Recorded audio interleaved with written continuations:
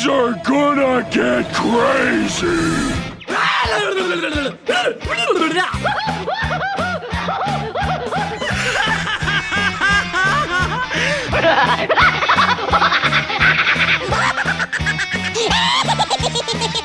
Most everyone's mad here.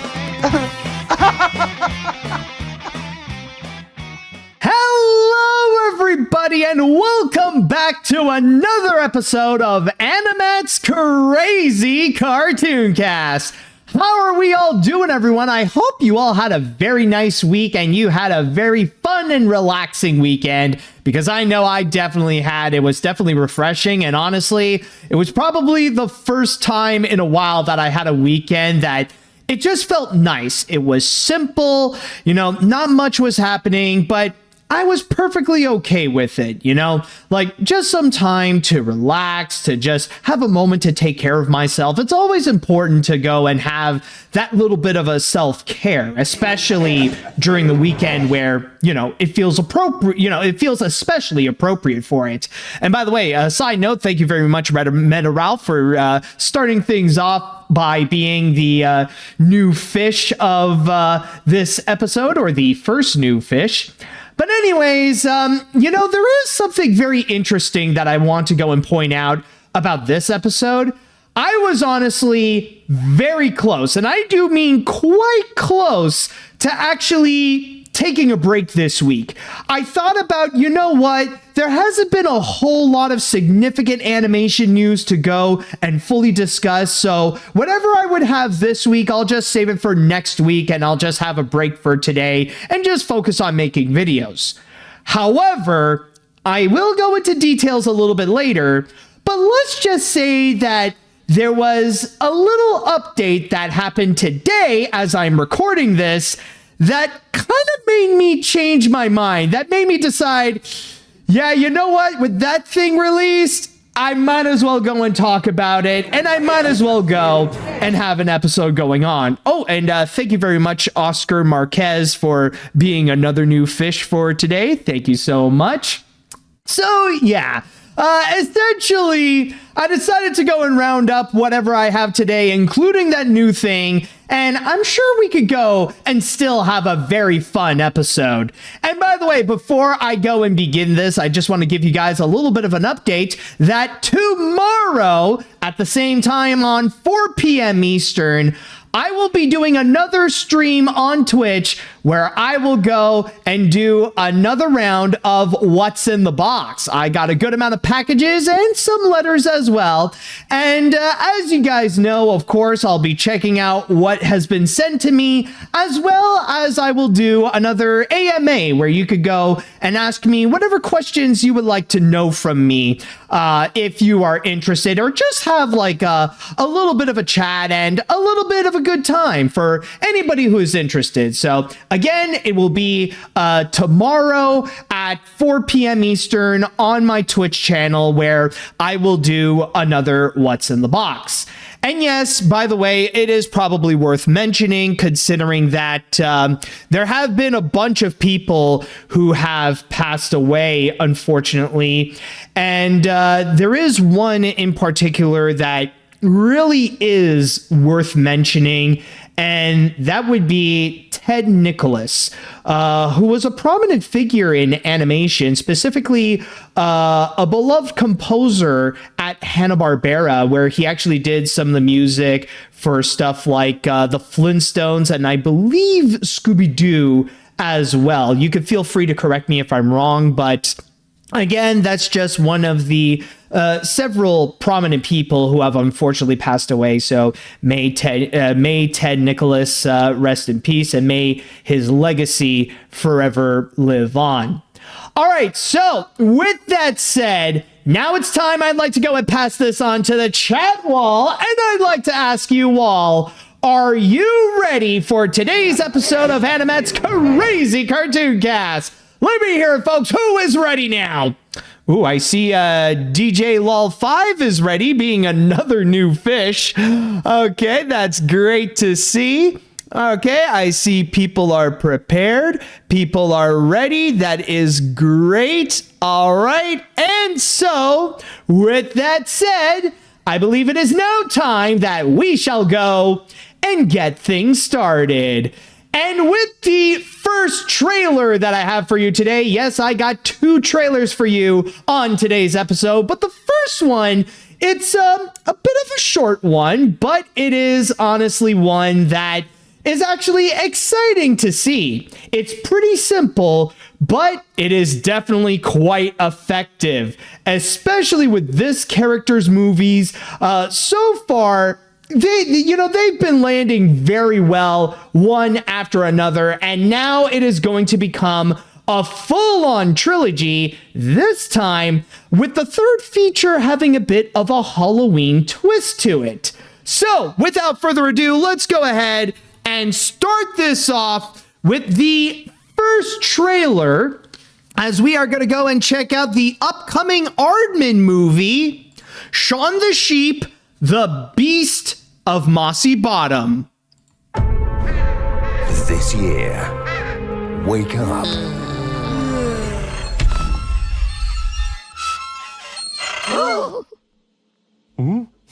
In cinemas September 18th.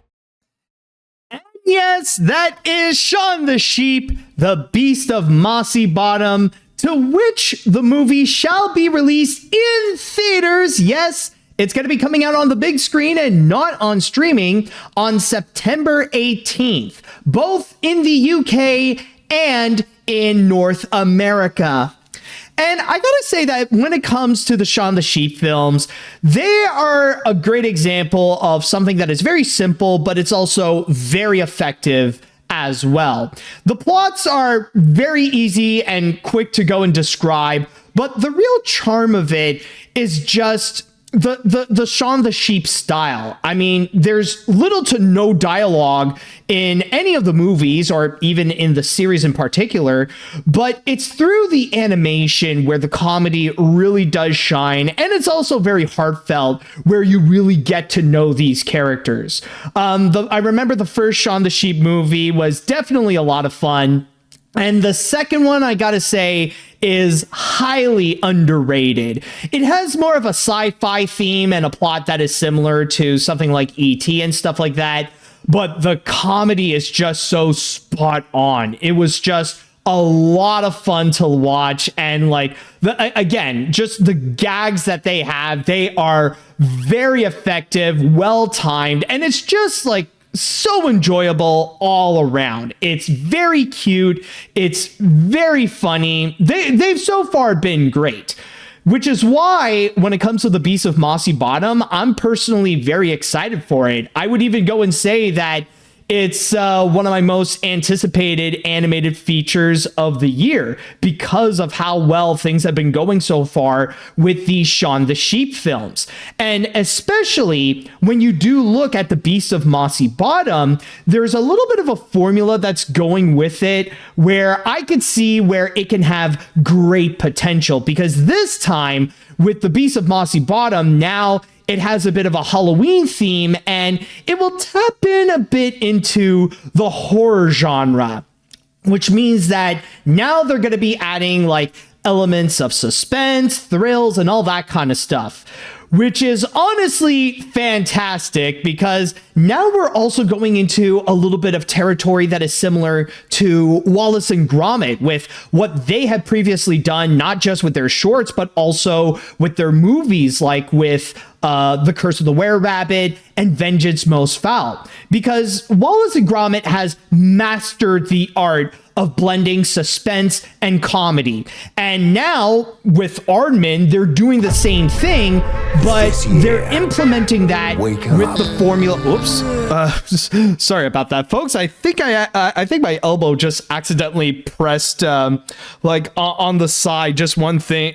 I think it just hit the keyboard and it just immediately played the video. So as you could tell, that little accident just awakened all the other characters.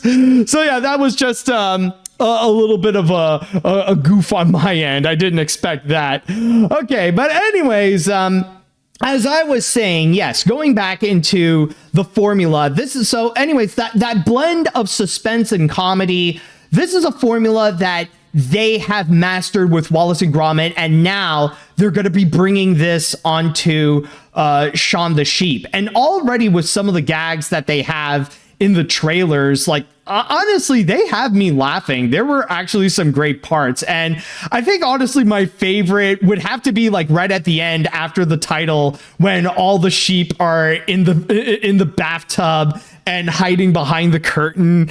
Yeah, like let's just go and see that again. Like just this little part here. Shaun the Sheep movie. Like, oops. Oh, I didn't even show it to you. Oh my God. I am so sorry, folks. Here, let's play that again. Shaun the Sheep movie. Like, even that little bit, I will say, like, it's a very simple and cute gag, but it is effective. But on top of that, like, you got that little moment, like, with the shower gag. Then there's also an extra moment where they really played with the suspense.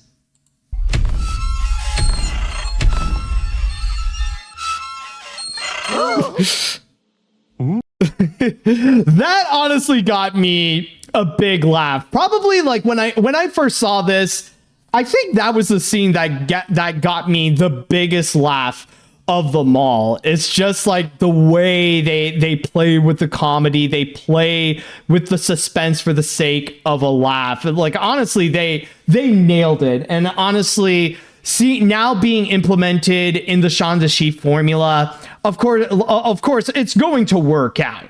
Like I think I do trust them that they'll find a way to, like, you know, take like what is usually done with Shaun the Sheep, and they'll take, you know, the style of comedy and the style of suspense of Wallace and Gromit, and they'll be able to work out together. And even with this, I see a lot of promise. And even like with some of the other gags, like it's not just at the end where it did make me laugh. There were also some good ones as well. One thing I will say, it was a bit of a shocker, is to actually see a surprise reference over here with the dog, where suddenly, hold on, yeah, right over here, where the dog imitated Homer Simpson in that famous meme where he just goes behind the bush. And now, like, with the addition of like his little tea mug, like that was honestly fun. That I did not expect. That was honestly great right over there. But at the same time,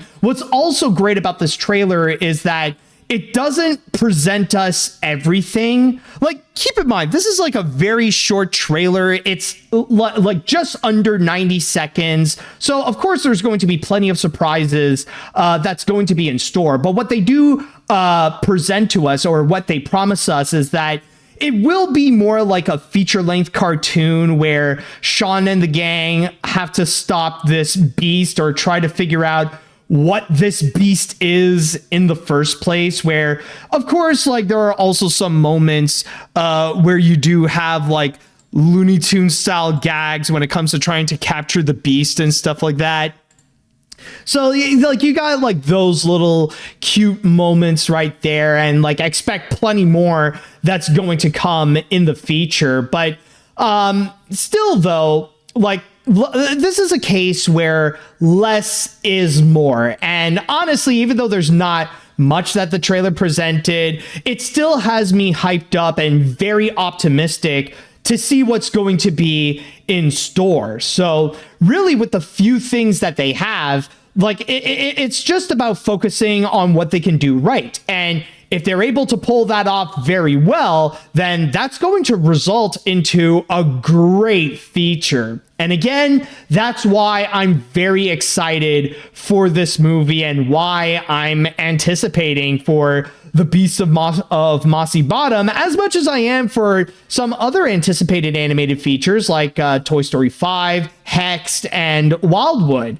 So I'm very much looking forward to see what's going to be in store with this feature. And if you guys are excited for the Beast of Mossy Bottom, then keep in mind that the movie shall be coming out on September 18th, both in the UK and in North America, thanks to G Kids. All right, so with that said, now I would like to pass this on to the chat wall, and I'd like to ask you all, what do you all think of the trailer of the Beast of Mossy Bottom? Did you guys enjoy this trailer? Do you guys have any criticisms you would like to express? Also, are you planning to go and see the Beast of Mossy Bottom? In fact, I think I'm going to go and do a poll on that, actually. So I'm going to go and ask you all this. Will you be watching the Beast of Mossy Bottom? So I'll go and write down yes, and then I'll write down no, and see what you all have to say. All right, anyways, let's see what we got here. What can I say? This looks like a lot of fun. As a huge Aardman fan, who even got to see Farmageddon in theaters back in 2019, this once again looks like another really fun adventure with Shaun and the gang. And this trailer really helped excite me more, especially since this is the first movie trailer I've seen in a while with a narrator, which I really miss. Well, to be fair, I think in the case of Shaun the Sheep, it's kind of mandatory to have a narrator, considering that the Shaun the Sheep movies are silent. Again, it's all about pantomime. Like, it's a case where the animators are the stars to go and tell the story, tell us who these characters are, and to go and fully execute the gags. So in that case, of course, the trailer is going to need a narrator in order to help explain to us, especially to explain to kids, what's going on in the first place. So yeah, you know, it's kind of like a fun little surprise and like a nice little treat that we haven't had before. But, you know, it's like all the better to give us the charm of Shaun the Sheep. All right. Anyways, let's see what we got here. Shaun the Sheep's cinematic output has been incredible and, dare I say, better than the Wallace and Gromit movies, so needless to say, I'm hyped. Oh, dang. Not gonna lie, dude, that is a hot take. As much as I love the Shaun the Sheep movies, for me, the Wallace and Gromit films are freaking masterpieces. So, like, oh, I don't know. Even I feel like, hold on a sec there, pal. But, I mean, we can all agree that both Wallace and Gromit and Shaun the Sheep are like fantastic. They're all enjoyable, so no need to fight on that. Anyways, the comedy is as strong as ever and the animation is really nice. I'm definitely going to give this a go. And hey, Aardman is back on the big screen. We keep this up and we may finally get a new theatrical Guillermo del Toro movie. Or technically, to be fair, with the case of Guillermo del Toro, Netflix is doing a good job actually giving his movies a theatrical release. Like, yeah, sure, like Frankenstein and Pinocchio, they were pretty limited, but still, like, it was a much bigger attempt to go and put them out on the big screen compared to something like K-pop Demon Hunters. So in that regards, like, I do understand what you mean, though. Like, maybe one day we'll get like a Guillermo del Toro movie that will be exclusively released in theaters, but we still, like, we cannot say that he hasn't been getting the big screen treatment. And I mean, I speak as someone who has seen Pinocchio on the big screen, or his adaptation of Pinocchio, and I mean, that thing is still phenomenal. And to this day, I still stand by. That's actually the last movie so far that actually teared me up while in theaters. So there is definitely that. And by the way, we do have the results of the poll here, and it's almost unanimous, in which 95% of you have actually voted that yes, you're going to be watching the Beast of Mossy Bottom, while only 1 has voted no. So very fascinating results, and definitely the hype is strong with this one. Anyways, let's see. I've enjoyed the first 2 Shaun the Sheep movies, and this trailer definitely impressed me. Visually, it's very impressive. The humor is solid, and it still has that cute charm that the previous films have. So overall, this definitely looks like it's going to be a fun time. Also, it's nice that a stop-motion film is getting released in theaters again, and it's getting distributed by G Kids. Yeah, that's honestly another thing that's very nice. It's that, like, if we don't count Guillermo del Toro's Pinocchio, this is going to be like the first time in a long time that we've got a theatrically released stop motion animated feature.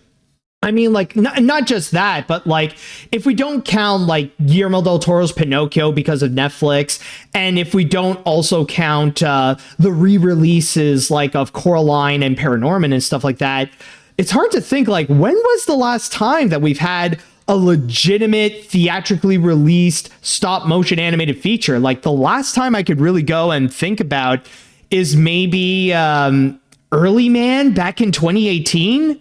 Or Missing Link. Okay, so Missing Link, that is true. Missing Link did come out just after Early Man, but that's still 2018 though. That's still like several years ago. That's 8 years. 8 years ago. So that is quite a lot. Holy crap. So yeah, it's going to be a great return for stop motion to be back on the big screen. Let's see. Okay, technically there is also people who did see Farmageddon in the UK, but like, that's just the UK. Like, you know, English people were quite lucky to even get that. Let's see. Anyways, let's get back to more. Let's see what other people say. What a great time for more Baz. I know Aardman is cooking up some more stop motion animation that's really going to give us some more British comedy and more suspense. Especially if it's Shaun the Sheep. I can tell I'm going to have a blast watching it because it's giving me Wallace and Gromit Curse of the Were-Rabbit vibes, so I know what's in store for what Aardman's cooking. Exactly. It's going to be like one of those things that if you love Curse of the Were-Rabbit, then hopefully you'll also enjoy the Beast of Mossy Bottom. It's true that it does give out a lot of that vibe specifically from Curse of the Were-Rabbit because of the blend of horror and comedy. And that makes it all the more exciting. Let's see what other comments.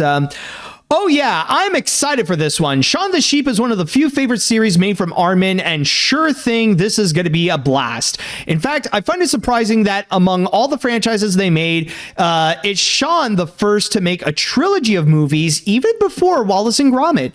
In fact, how I view it is like Curse of the Were-Rabbit Part 2, both thrilling yet humorous like their other movies. I'm all up for it. Yeah, you know, that's actually pretty funny when you do think about it in a way. You know, it's kind of it's kind of funny to see how it's actually like Shaun the Sheep of all the franchises that they have, even compared to like Wallace and Gromit and Chicken Run. Shaun is the first one to go and get a trilogy. That's really saying something, but hey, you know what? So far, the first two have been very solid with Shaun the Sheep, and hopefully the third one will make this an amazing trilogy.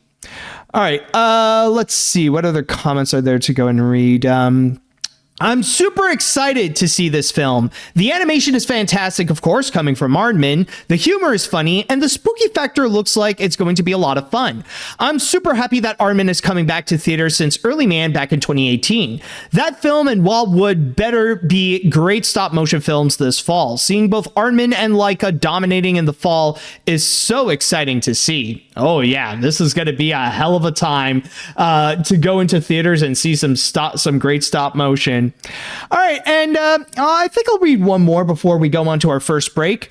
Amazing trailer, but how are they still stocked up with that plasticine stuff? That's something that resembles clay, if my Aardman memory serves me well. Because last I heard, internet-wise, I thought that their supply full of that stuff was running out. Yeah, I mean, that was a while ago, and they were able to restock. In fact, there was actually a recent video that did explain that. It actually went to go and answer the question of how they're still in stock of that stuff. But so far, when it comes to like plasticine, they're perfectly fine, you know, like they're not in a dire state where they're running out or anything like that. They still have a good amount where they could go and still produce their cartoons, whether it be like TV shows, movies, commercials, or anything like that. So they should be fine. All right, so now with that said, we are going to go on to our first break. And when we do come back, I got one more trailer to go and present to you all. And this was the last minute edition. And I guess you could say the reason why we have this episode in the first place. So stay tuned for that. All right, welcome back. Now, when it comes to our next story, like I said at the start of this episode, I was very close to taking a break this week from having an episode of AniMat's Crazy Cartoon Cast. And that was mainly because, well, I figured there hasn't been a whole lot of animation news really worth talking about. And I mean, there were a few other things that did happen. Like, yes, I did know that there was the Spider-Man brand new day trailer that came out, but personally, I didn't have a whole lot of comments to go and discuss about in that. So I was very close to actually just skipping it all together and just save whatever I had for this one to the next episode next week.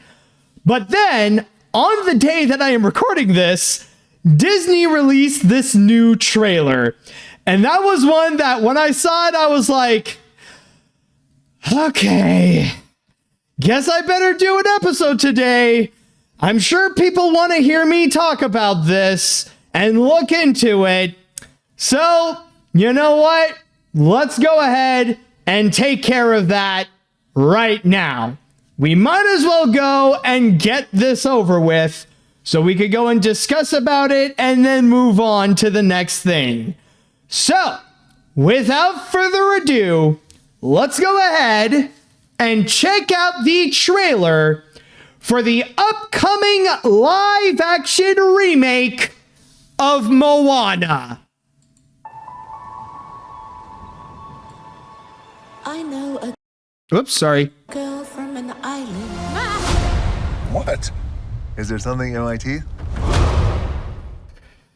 And yes, folks, that was indeed the live-action remake of Moana, to which it shall be coming out in theaters on July 10th.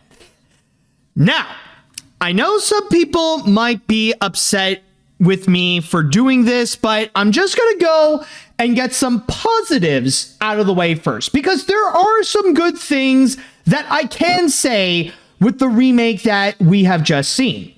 And I will say, at best, it does look good, or at least most of the stuff actually does look pretty decent, especially when it comes to the setting of Motunui, and especially with all the costumes and seeing the whole village coming together. Those parts, I will say, it does look very nice. Like, and especially like at the beginning, like when the trailer did start, it does, like, I will hand it to it where it doesn't look that bad. And even like the CG on Pua the pig, like that was actually, that looks pretty good. I mean, it's a it's a CG little piglet, but I mean, hey, it does work.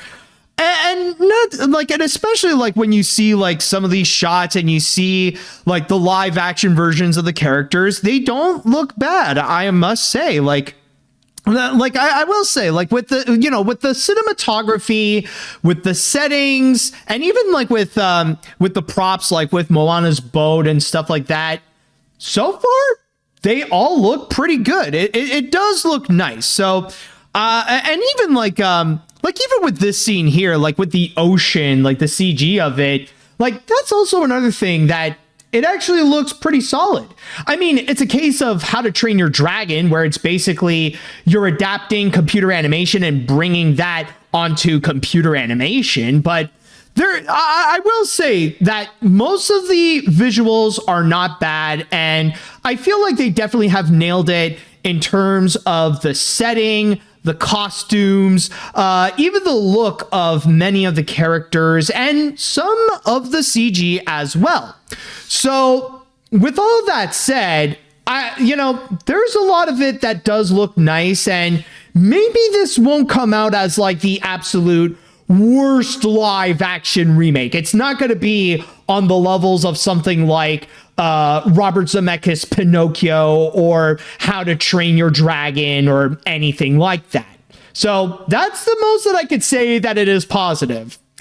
But while it felt like a lot of it was showing promise that, okay, maybe this could be decent. Maybe this might seem like they could do something nice with it. Everything all goes to crap when you see this. When Dwayne Johnson comes in as freaking Maui, the reason why we even have this in the first place. And I look at this and all I can think to myself is just, what the fridge are we doing, people? Like, what is this? Like, is this something that people really ask? Or is this something that Dwayne Johnson asked? Because I think at this point it's safe to say that everybody has made a comment on the wig that he has to wear. And honestly, I just gotta say, we don't have to make any more comments about it, because honestly, if you saw Weird Al's post of it, he pretty much made the best joke where, to paraphrase it, he pretty much said that, he's like, even though he's putting the Weird Al biopic sequel on hold, everybody is still sending him headshots for like the audition of Weird Al, which did include this picture right here of freaking Dwayne Johnson as Maui. And I mean, okay, I get the casting of it. Pretty much do that similar kind of same stunt casting that the original actor who portrayed the character is reprising their role in live action. We've seen this with The Lion King with James Earl Jones. We've seen this with How to Train Your Dragon with Gerard Butler. And now we're seeing it with Maui and Dwayne Johnson. And this, however, though, it's like, I look at this and it's just, I don't know. In my opinion, I don't think Dwayne Johnson fit the role as Maui. And it might sound weird as a comment, but it's not just with his age, but I think he's a little too fit for the part. Because the thing is with Maui is that, yes, like he is super strong, but he's also a big guy. So I feel like this is my opinion, but I feel like, honestly, they should have gone with a heavier guy if they wanted to get a live action Maui. With Dwayne Johnson, it just makes it way too distracting. Like, okay, yeah, sure, he is the original Maui, but I mean, but then again, the image of literally Dwayne Johnson as Maui, it's just way too distracting, especially like with his massively fit bod and like just the face and now wearing a prominent wig. I don't know. Like, I feel like they should have gotten someone else and should have gotten someone heavier to go and play as Maui. That's just my opinion. And another opinion that I want to go and express is that so far, I'm not a big fan of I'm not really a big fan of the girl playing as Moana. And I could totally be wrong, and I am open to the idea that maybe in the movie we will see more of her acting skills. But so far with what she has presented in the trailer, a lot of the acting just feels underwhelming. She doesn't capture that same kind of energy that we had with Ali Cravalho. And I mean, yeah, sure, it's hard, like, it's not easy to go from like an animated character who is as highly energetic as Moana to someone who is live action. But still, though, like when you think of Moana, again, she's just bursting with energy. She's highly dynamic.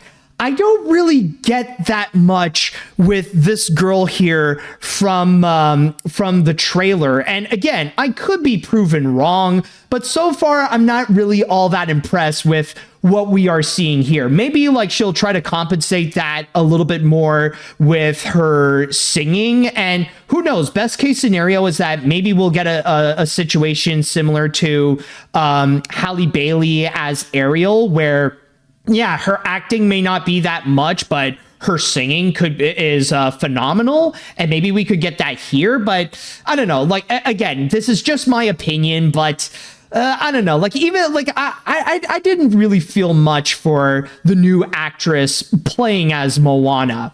But back to the whole trailer, just looking at this, oh boy, like after Dwayne Johnson was introduced, that's when honestly I could no longer go and take this movie seriously. It's just everything went downhill. And again, this is another typical live action remake where they're just doing the same thing with what they have done in the original. I don't think in this trailer we have seen anything that would present itself, that would completely differentiate from what we have already gotten in the animated film, except now it's in live action. So this is a very, so far with this trailer, it's showing us that it's very similar to what we have gotten with the original animated film, and it's very similar to what we got with the How to Train Your Dragon live action remake. And I know there are people out there who do love the fact that it stays very true to it, and Moana will do the same, but I'm personally not a fan of it.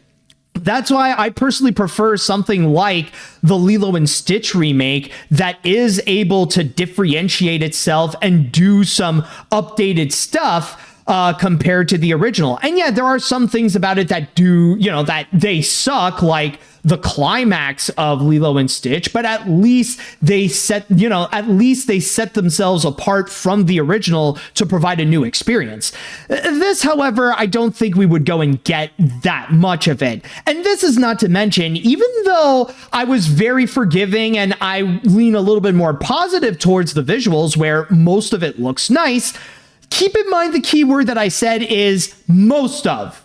That doesn't mean everything looks good. And I mean, we've already done our comments about Hey, but then you get right at the end where you got another jump scare, which is right over here with the shark head gag.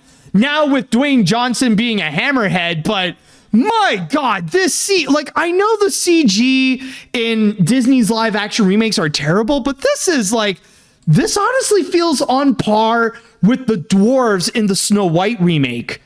Like, hold on. Yeah, this right here, it doesn't look good at all. Not really a fan of it. So yeah, that looks bad. But then there is another character that many people have talked about, and we only got a small glimpse of it. But oh boy, it's one of the most talked about parts in this trailer, and it's right over here. Just when you think, okay, like this part actually looks very nice. Like I can imagine when they're gonna sing We Know the Way, that's actually gonna be like one of the better parts of the live action remake. It looks nice, but then when you keep going, oh Lord, there he is! There he is, folks! Frickin' Tamatoa!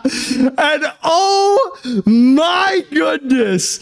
I'm not gonna lie, I had a massive laugh when I first saw this. Oh my god! You know what it looks like? It looks like the evolved form of Sebastian from the 2023 remake. Like somehow that evolved and somehow we got this. It's like, run for your freaking life. He has become gigantic and he's gonna devour us all. But I will say, to his credit, that kind of design, it's gonna make him a lot more scary. And I can imagine like when he will sing Shiny, it's gonna be like absolutely freaky. You know, you look at him and it's like, I just love seafood. Oh my goodness. It's just, yeah, that's just one thing that honestly, like, we only had like one small glimpse of it, but still though, just looking at this, all I can think to myself is just, what the fridge are we doing, man?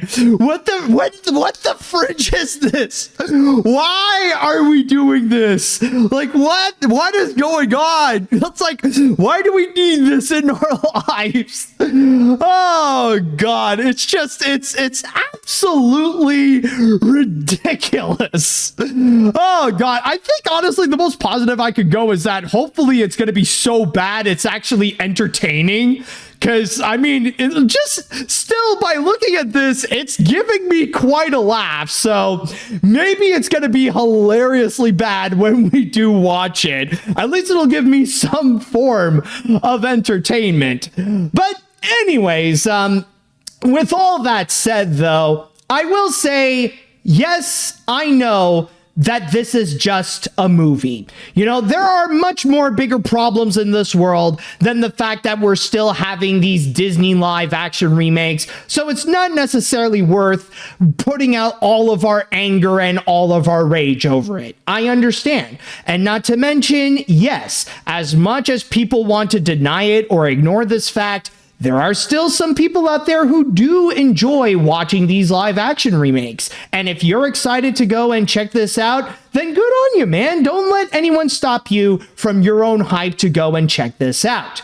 But in my opinion, though, it is just another live action remake. And what else can you go and say about these live action remakes? It's already at the point where it's just tiring to hear the same repetitive criticism again and again. But watching this, it's like, honestly, the big question I could only ask is just, what the fridge are we doing? Like, do we need to have this realistic CG Tamatoa? Do we really need Dwayne Johnson being Maui, putting on a wig and have all the tattoos covering him, and that we need all these close-ups to see the same animated mini Maui as before? Do we really need all of this? And in my opinion, honestly, no.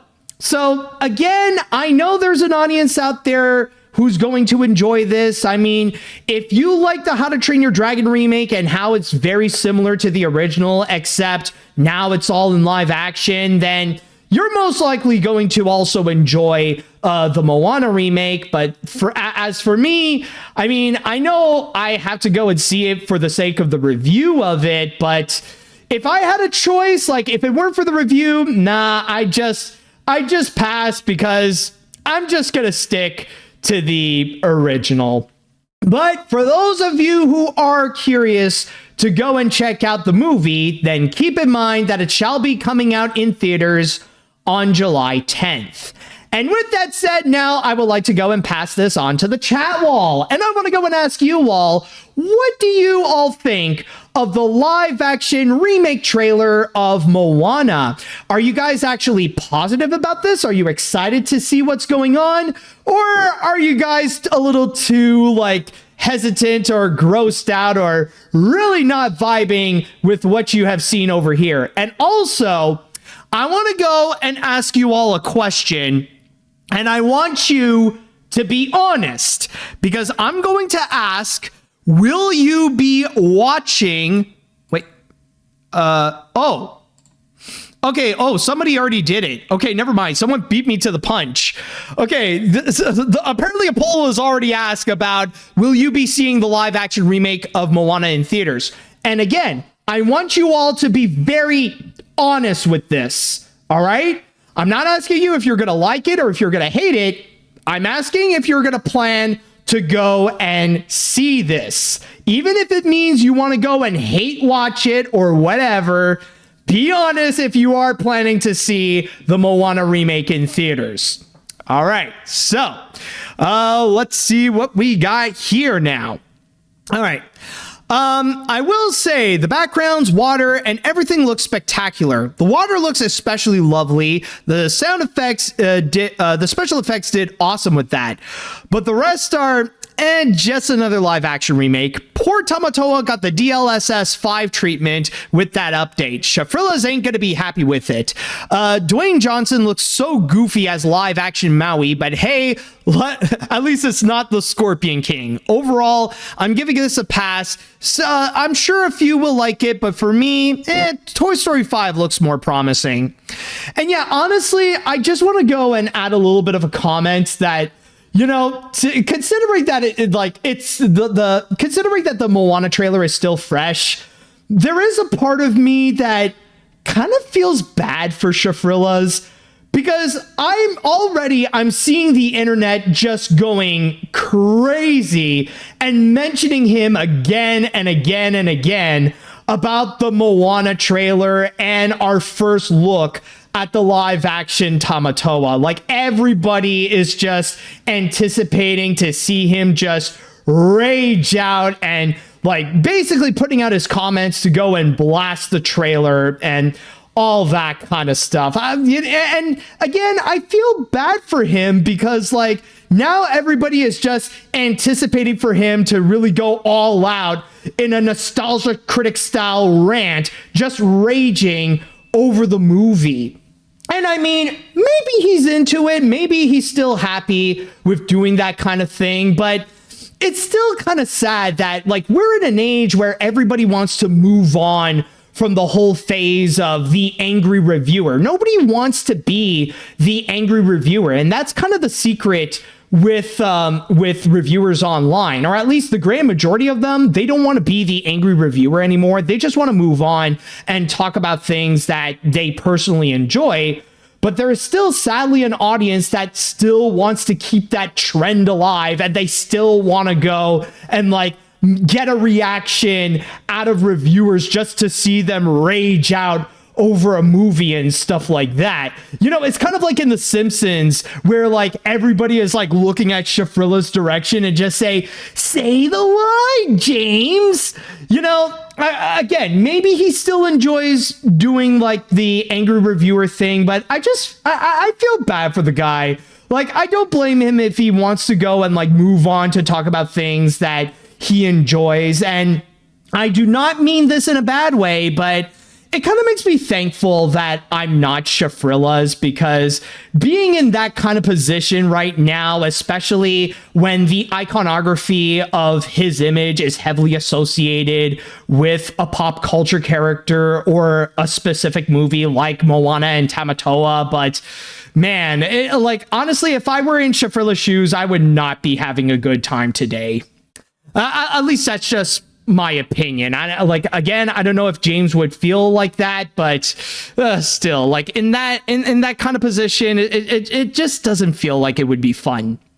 All right, so anyways, as I was saying, wow, I may be too hard on Moana 2. I guess the cinematography is okay, but it still gives me no reason to see it. The Rock's wig makes him look like Weird Al. The background looks more CG than the animated film, and Tamatoa looks like Satan's testicle. I think I owe the dwarves from the Snow White remake, or as my friends call them, the Seven Squongles, an apology. Overall, more like how far I'll know. Okay, this is not to go and defend the Moana remake, but let's go and save that judgment for now. Because honestly, I don't want to go and fully rule out that the dwarves look better than Tamatoa. I don't know if I would go that far with it, because those things are just absolute nightmares in themselves. Anyways, let's see. Dwayne Johnson with long hair isn't real, Matt. He can't hurt you. Yeah, I'm not. Really, you say that, and yet here he is. Dwayne Johnson with long hair, though. Anyways, yeah, I got nothing to say that hasn't been said already. But I think what aggravates me the most is that it looks so dull. There's barely any colors anywhere, and you think they would do it considering it's set in the tropical Pacific. Shoot, I'll go as far and defend that visually. Even Snow White looks pretty good.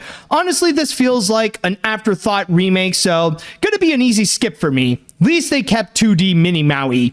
Yeah, there is that too. So, like, at least we got the promise that Mini Maui and the ocean, and I'll even add Pua, they still look good. The rest of the other CG things, it's just, it's a heaping bowl of yikes right there. All right, don't have a lot of time, so I think I'll just read two more comments here. Okay. Well, looks like everyone owes Moana 2 an apology now. At least with that, it was a new story. This remake, on the other hand, it's just unnecessary. I know clearly that The Rock was the only person that asked for this remake. That wig just makes Maui look like Fabio rather than a demigod. The visuals on Hey Hey just looks bad, and Tamatoa looks like something from one of those Image Movers mocap movies. Skipping this definitely by choice. Oh, jeez. Oh, jeez. I don't know if it would be that bad, but being compared to an Image Movers mocap, it's like, ooh, you do not want to be in that kind of position, man. Eesh. All right, let's see now. Why do we need this? Why do we really need this? It just looks like an inferior version of the original movie, but with worse lighting and cinematography, and the CG looks very uncanny. So basically like the How to Train Your Dragon remake. Also, where are Maui's nipples? I'm surprised not many people are pointing this out, but where are Maui's nipples? That's a good, hold on a sec. Do we not see, hold on a second. Just want to okay. So here's a shot right over here, but I think honestly, I get what you mean, but I think it's like, it might be under it. It might be just under mini Maui, worst case scenario. But yeah, I don't know, man. It's just like overall, though, it's like there are some positive things towards it. But at the same time, it's just with the factor that this is another live action remake and seeing how Maui and Tamatoa are, again, the only thing that I could just ask is just, what the fridge are we doing, man? And yeah, I do agree with many that even I'll admit that Moana 2 wasn't great, but I'll definitely even take that over the live action remake, or at least with what we have seen so far. But for those of you who are still morbidly curious to go and check out the live action remake of Moana, then keep in mind that the film shall be released on July 10th in theaters. And now we are going to go on to our next break. And when we do come back, we're going to go and have a refresher. We're going to have a palate cleanser with some actual good Disney news, or at least something that I'm definitely excited or happily curious to go and see, especially coming from me. So stay tuned for that one. Welcome back. Now, for this little palate cleanser after experiencing the Moana remake, now let's go and talk about one of my favorite video games, Epic Mickey. And it wasn't that long ago that Epic Mickey had a surprising comeback with Epic Mickey Rebrushed. And of course, I played the game and I've managed to complete it 100%.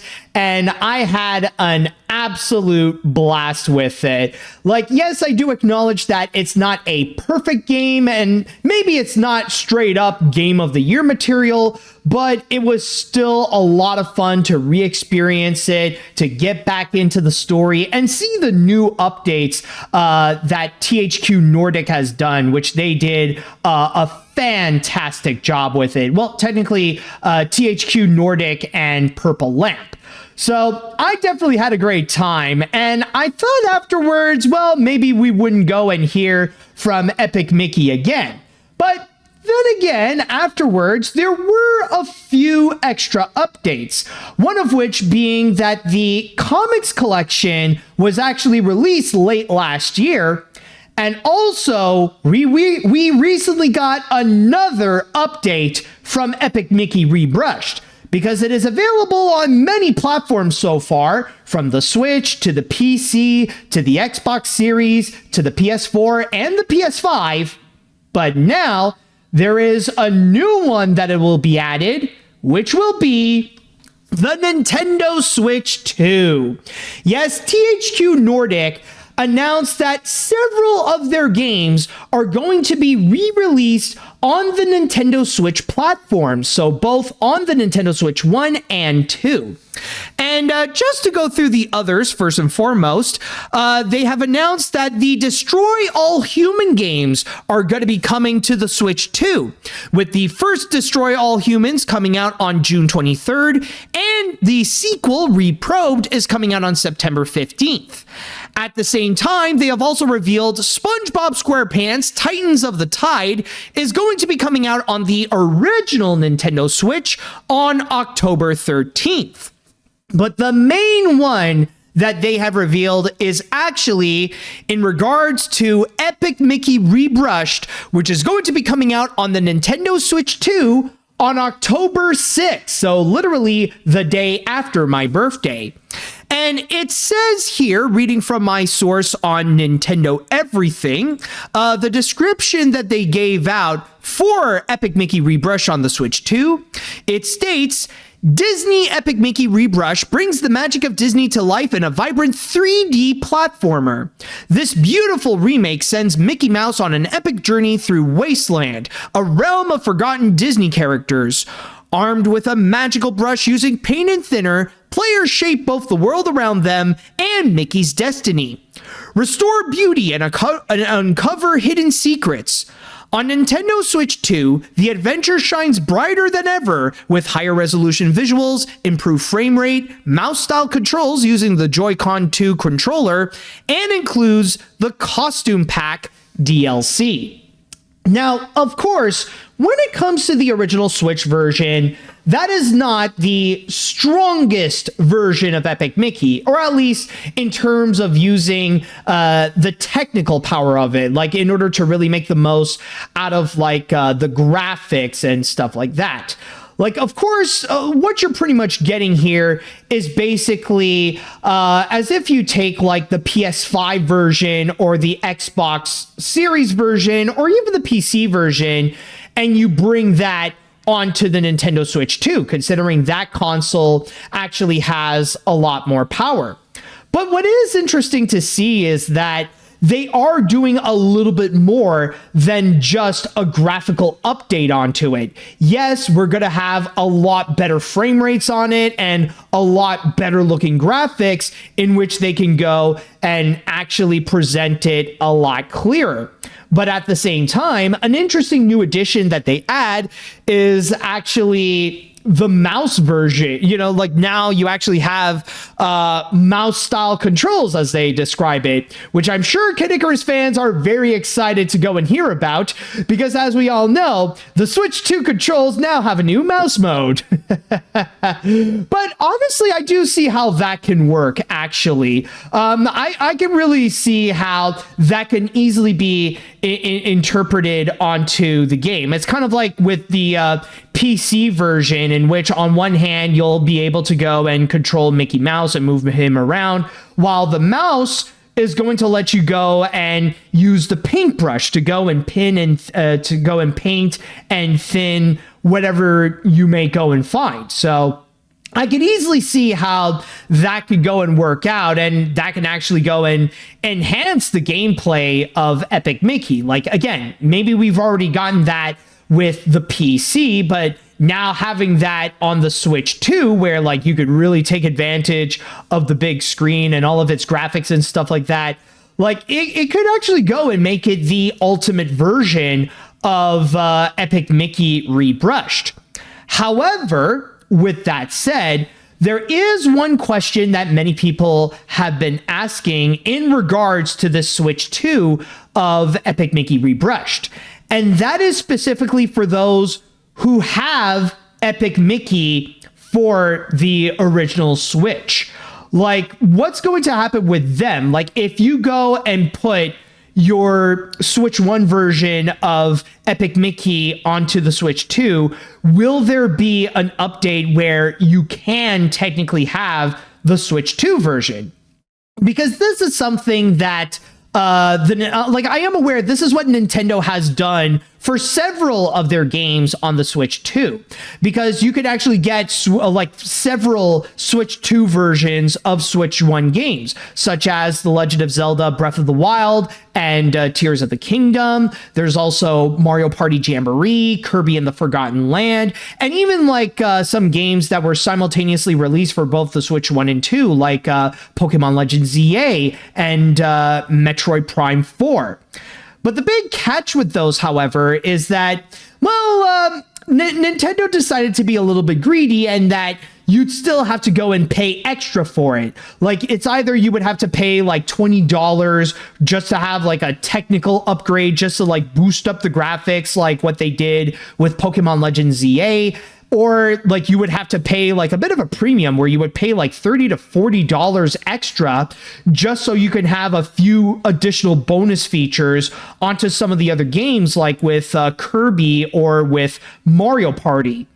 Now, but the big thing with this, however, when it comes to Epic Mickey, the thing is that the ones where you have to pay in order to get those upgrades, those are from Nintendo. Those are directly with Nintendo games.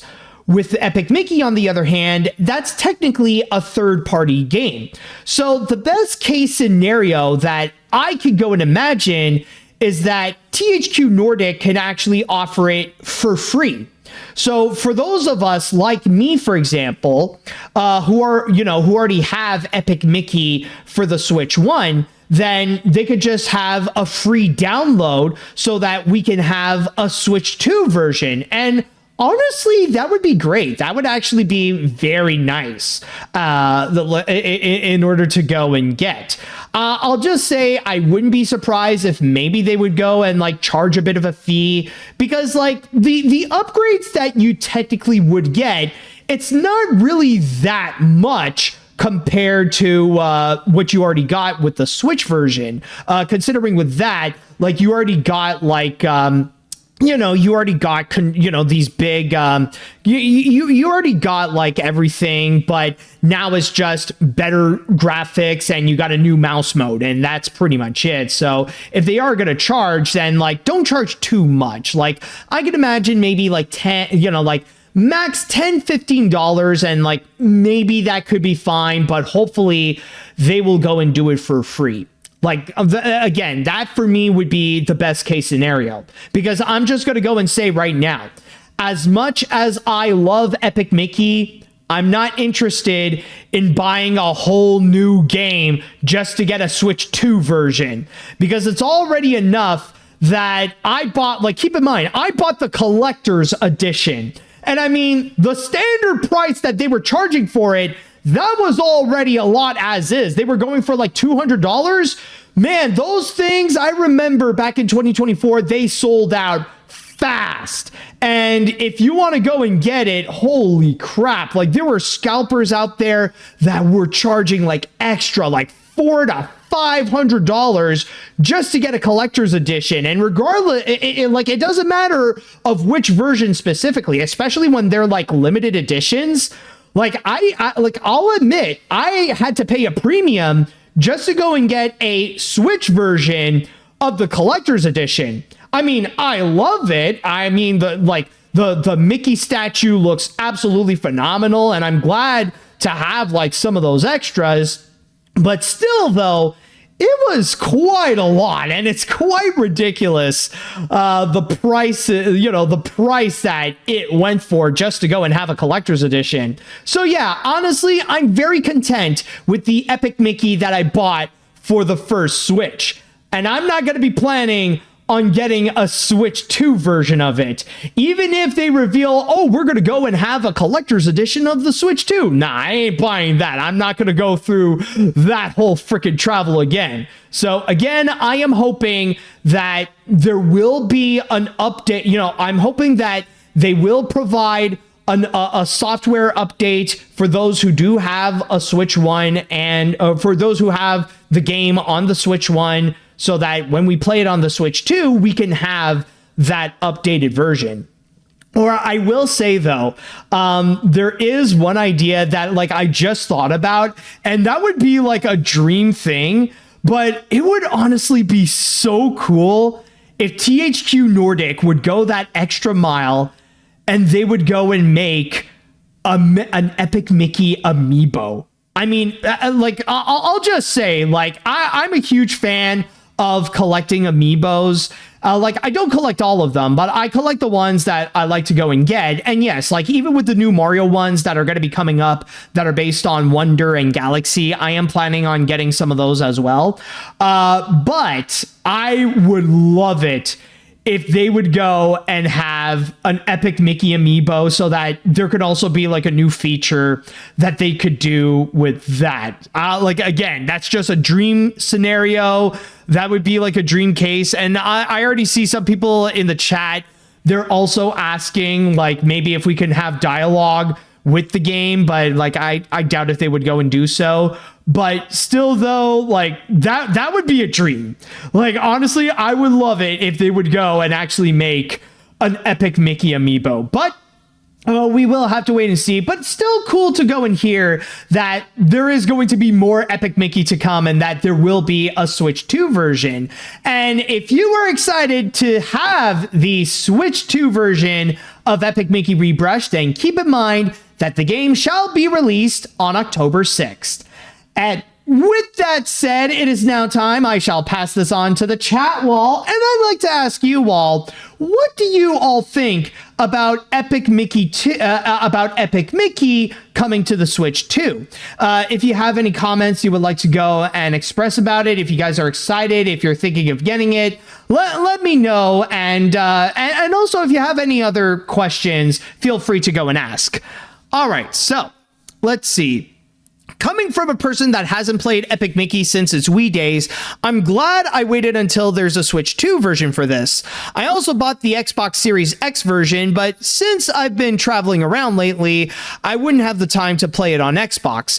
Now with this happening, I can now buy the game and wait for this update to be available so that I can have a better gameplay experience on the go.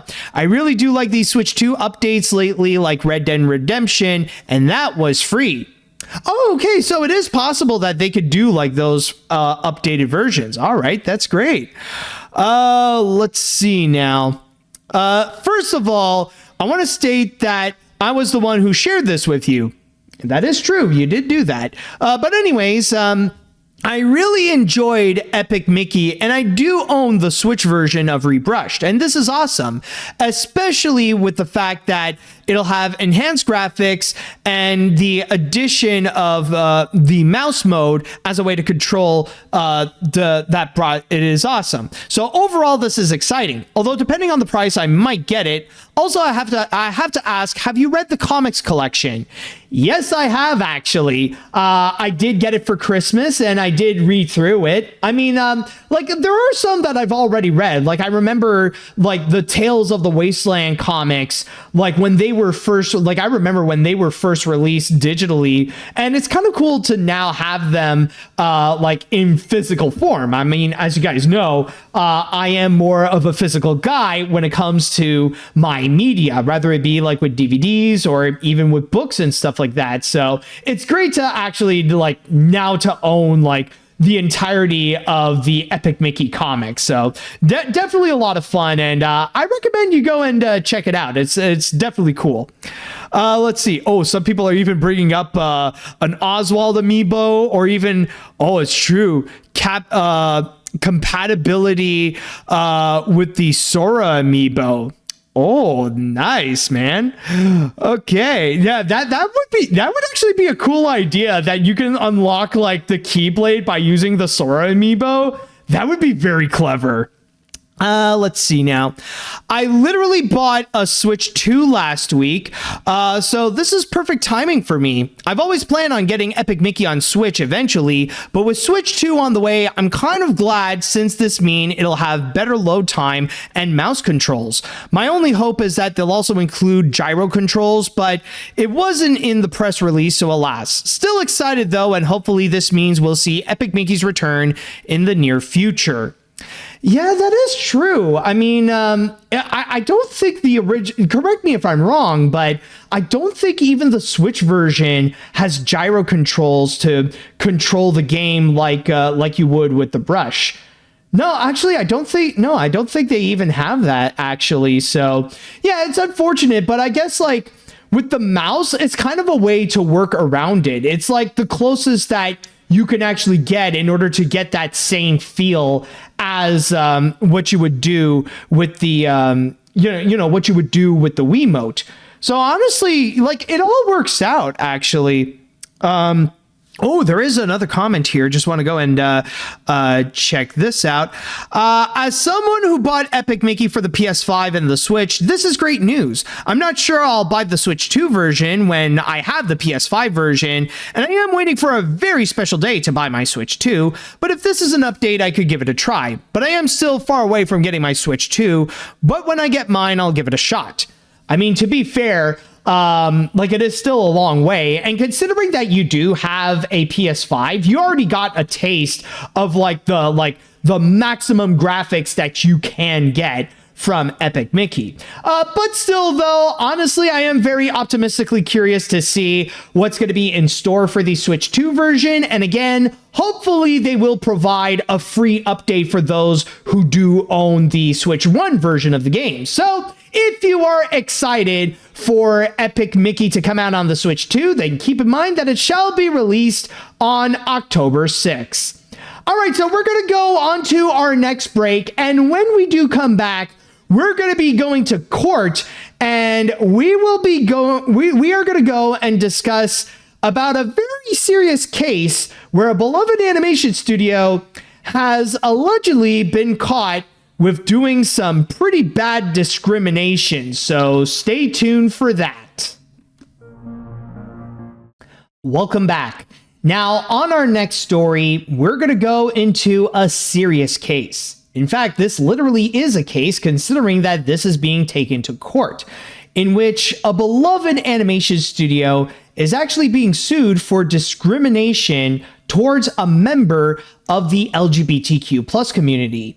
Now, at this point, some people might expect that maybe this would be Disney and Pixar that might be causing this, considering that they have recently been getting a lot of backlash, especially with how they keep undermining LGBTQ plus representation in their animated features and many of their projects, especially as of recent. And it really doesn't help either with Pete Docter, who recently made those cringy comments about with Elio and taking out those elements of LGBTQ plus representation that really did pour in a lot of salt on the open wound. So that was just not a good look right there.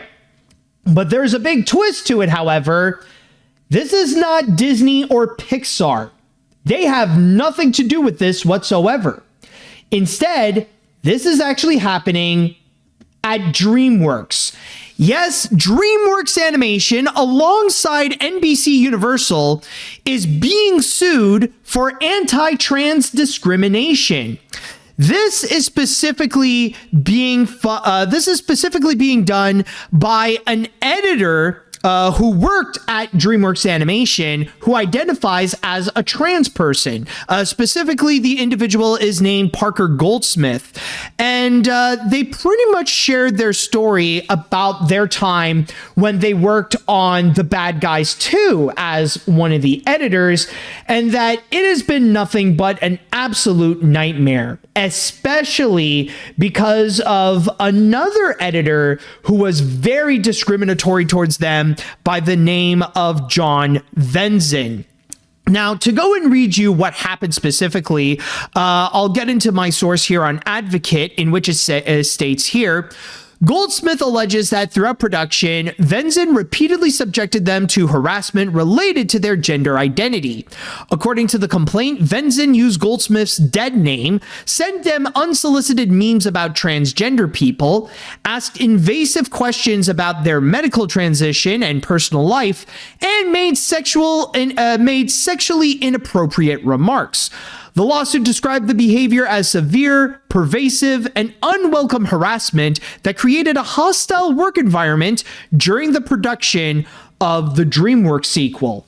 So during that time, Venzen would go again and again towards Parker and just ask them about their trans identity, and really not just antagonizing them, but really going after them, straight up, as it states here, harassment, just going after them just because of that trans identity. And there's still more that would go into it. in which it even states that Goldsmith also alleges that Venson frequently singled them out in front of coworkers by discussing their pronouns and gender identity and asking personal questions about their transition. In some instances, the complaint says, Venson asked intrusive questions about hormone treatments and make jokes about transgender bodies. So, as you could go and imagine from there, that like Goldsmith just did not feel welcome at DreamWorks, especially from the treatment by Venson, where like Venson just makes them all about their trans identity and be nothing else. Like not treat them as a person, not treat them as an editor or as a coworker or anything like that. Just a fascinatingly strange creature that, because Venson did not understand what a trans person is, like they apparently decided that they just go and make that their entire personality. Just like don't see them beyond that trans identity, and that's pretty much it. Now, there was a bit of good news that it did state that in March of 2024, after like several complaints that Parker sent to DreamWorks HR department, they finally fired Venson in March of 2024. And from there, Goldsmith was able to go and continue their job on The Bad Guys 2 at home, where they don't have to face that harassment continuously. Now, that doesn't necessarily mean that the solution was solved just by getting rid of Venson. Keep in mind that Parker is going after DreamWorks and NBC Universal because that kind of treatment, unfortunately, it's not just because of one bad apple. It's actually because there's a bit of a systemic prejudice towards trans people like Parker, and that there may have been a bunch of coworkers that were on the side of Venson, in which in this article, it continues on by saying that the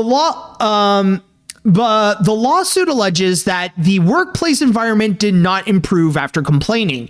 Goldsmith says coworkers and supervisors continued to discuss the HR investigation openly and to mock references to human resources that circulated among staff, creating what the lawsuit described as a retaliatory environment. Goldsmith continued working on The Bad Guys 2 until the production wrapped in May of 2025. However, the lawsuit alleges that after reporting the harassment, the company stopped offering them new work opportunities despite multiple openings for which they were qualified. Goldsmith is seeking compensation for emotional distress, punitive damages, and other losses. The lawsuit also asks the court to require the companies to discipline responsible managers and provide specialized workplace training to employees involved in the production. So that's basically all that is currently going on with the lawsuit. And with that said, I just want to go and start things off by clarifying that these are all allegations. There's nothing here that is 100% truthful. It's similar with the claims that have gone against Disney and Pixar with the way that they would treat LGBTQ plus representation or how they would treat LGBTQ plus workers. So, like, you have to keep in mind that all of these are just alleged. But still, though, to hear that this is going on with DreamWorks Animation, it is honestly very disappointing. In fact, it's disappointing in general to hear that this is still happening in the animation industry in general, and that it really shows that this kind of discrimination is unfortunately systemic. Like, this is not just in regards to like Disney and Pixar and just under that company. Like, you would be absolutely blind if you would unironically believe that it's just Disney and Pixar that has those problems and that all the other studios, whether it be DreamWorks or Netflix, Sony, Paramount, Warner Brothers, or what have you, apparently they're all safe havens and that, you know, they're all animators' paradises and stuff like that. And I mean, come on. Safe to say that it's not true at all. And hopefully everybody does know that. But still, to hear something like this, it's not, it's not just disappointing. It's honestly frightening, especially when this is a case that I feel like it's a lot more serious. And I've seen some people even argue that this is even worse than what's being said about Pixar, because yes, what has happened with Pixar, with them undermining LGBTQ plus representation, that is still pretty bad, and they should be condemned for that.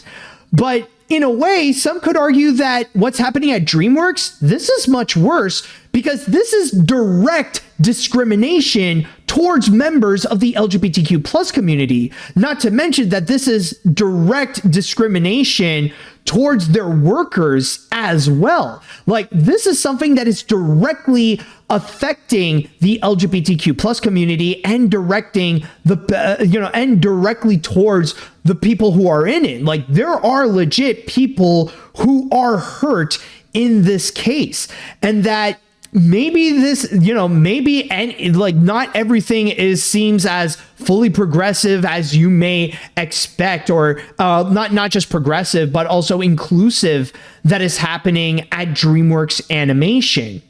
And that's also another thing that's very disappointing about it, is that the way that DreamWorks Animation would go and present themselves, it does feel a little bit like it's a bit of a lie, and that it pretty much is exactly like from what people are saying about Disney and how they portray LGBTQ plus representation, where when it comes to like how they want to present themselves to the public, they want to see themselves as like very inclusive, very welcoming, and very accepting to the LGBTQ plus community. But within the walls, and when it comes to the business aspect of it, they are highly against it. I wouldn't say like highly against it, but they pretty much follow the money, where if the money says that they should be against it, then they'll be happy to go and comply to that. Like, money takes priority over the community. And in the case of DreamWorks, it's pretty much the same thing, unfortunately, because like when you look online, like on their social media, they're always putting out posts to present themselves as very inclusive, and that they're very supportive of women's rights, of LGBTQ plus rights, of rights to marginalized groups and stuff like that. They've always portrayed themselves as very diverse and inclusive, and not to mention when it comes to especially their television works, that they would put out very like pro LGBTQ plus stories, especially with She-Ra and the Princesses of Power. And this is not to mention several of their shows that would actually feature LGBTQ plus characters. But then you hear something like this, where there are some animators at DreamWorks, or some people working at DreamWorks, where they could be openly discriminatory that way to the point of harming their coworkers. That is bad, and that is dangerous.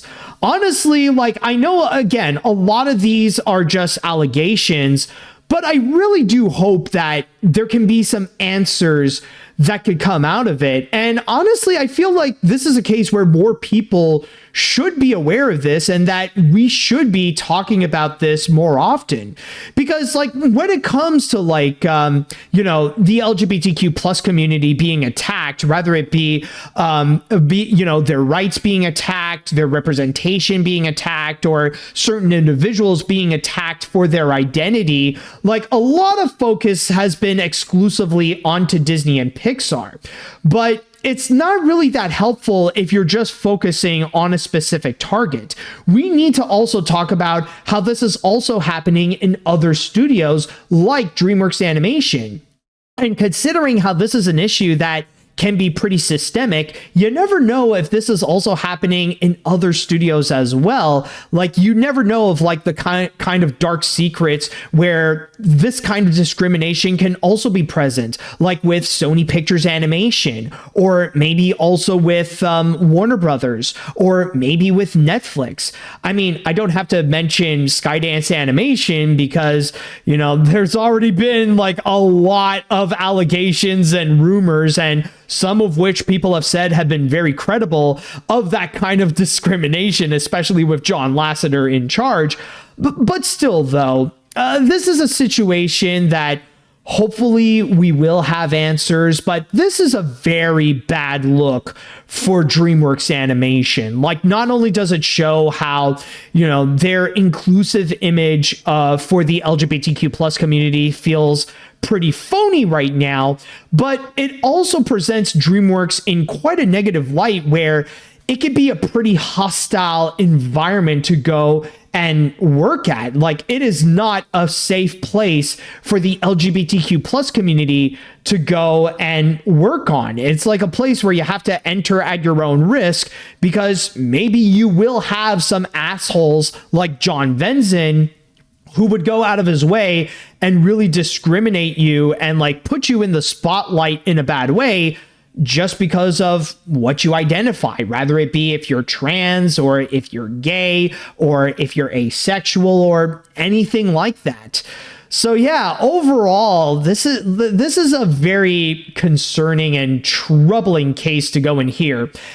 And even though like these are still technically allegations, hopefully we will get some answers about what's been going on at DreamWorks and if these discriminations really are happening in there, because yeah, this, it highlights not just a problem with DreamWorks, but also with the animation industry where, there's a little bit of this kind of systemic oppression that's going on that not many people seem to be talking about. So I just figured I want to go and put my own piece on this to go and highlight this and to spread the word that this is going on, because again, it's not just Disney and Pixar that are not very good right now for the LGBTQ plus community. So with that said, now I would like to go and pass this on to the chat wall, and I'd like to go and ask you all, what do you all think about the court case of DreamWorks Animation versus DreamWorks Animation and NBC Universal versus Parker Goldsmith? Do you guys believe in these allegations? How do you feel about hearing all of this news? I would love to know your thoughts on it. And I just realized right now, this is not even to mention the factor with NBC Universal also involved with this. And considering how they are owned by Comcast, it's not that surprising to hear that there can be some discrimination against the LGBTQ plus community under some Comcast companies like DreamWorks. All right, so let's see what we got here. This is very... Wait a minute. Hold on a sec. We just got... I just want to go and double check, because apparently there might have been someone shared an article, but it was from like back in 2016, so it's a little bit like 10 years too late on that. But anyways, let's see what the chat has to say about this. Let's see. This is very disappointing. Seeing that DreamWorks Animation has had a discrimination when it comes to the LGBTQ plus community is really bad, and it honestly makes me wonder if it's bad in other studios. And to be honest, the fact that people would go ahead and only say Disney is the only one who has these issues is so dumb. It's just an excuse for people to just target Disney. Exactly. And honestly, like, this is going to be a bit of a hot take. And I mean, I might get some people mad at me for saying this, but this is why Disney haters are not LGBTQ plus friendly. I would even go as far and say that Disney haters are as bad as what they claim Disney is when it comes to helping out the LGBTQ plus community. Because if they're going to go out of their way to go after Disney because of the way, that they're against the against the community, like if they would go after them to go and like be on the side of the community and just attack Disney and shame them for being morally wrong, but if they would do nothing when it comes to other studios or other companies doing the same thing, then that pretty much tells you they are not your allies. They are just virtue signaling so that they could continue their agenda to just go and attack Disney. Because I think this is a situation where, like, you would take these Disney haters and you have to put them on the spot and really go and ask, what do you prioritize? helping the LGBTQ plus community or attacking Disney. And they cannot choose both in this case. So yeah, again, this is a case where you cannot trust Disney. You cannot trust these Disney haters when it comes to helping out your cause, because there is a very solid chance, and it's most likely the case with a good amount of them, that they don't give a crap about your cause. They only care about throwing their hate towards a specific target, and that's it. Let's see now. I think the lawsuit is one of the most disappointing things I've ever heard from DreamWorks. I know DreamWorks has been in trouble for many things before, but this is an all-time low for them. I'll argue that this is far worse than whatever Pixar has said, honestly. This is very serious stuff, you guys, and this is making me question more about the working conditions that DreamWorks that is currently alleged. Also, I did find John Venzen's Instagram account, and yeah, this guy looks pretty bad, but please, I think you would go and continue to say, if I may guess, John, you're trying to say, like, don't go and harass. And yeah, like, that definitely is true. Like, whatever names I would go and mention, please do not go and harass anybody, okay? Like, honestly, that would put you in a position where you're pretty much as bad as the bad guys in this. So please don't go and like find anybody who is mentioned in this. Please do not go and harass them. All right. Because that's honestly the last thing that we need. And we don't need to go and pile on to this situation. All right. Anyways, let's see what we got here. This is honestly very disgusting to see. Yes, Pixar should be called out for how they treated LGBTQ plus representation in their movies, but like you said, DreamWorks Animation is just as bad, if not worse, and they should be called out for it. But I think what really grinds my gears is that I heard little to nothing from anybody about this. But when the news about Pixar dropped, everybody and their moms was all over it. It just further proves why Disney feels targeted on purpose. It's sad and it's honestly gross. Exactly, man. That's why I'm trying to encourage that we need to talk about this. This news needs to be spread, in which this kind of discrimination and systemic oppression, it's not just with Disney and stuff like that. Again, you cannot trust Disney haters to be allies of the LGBTQ plus community, because they only care about going after Disney.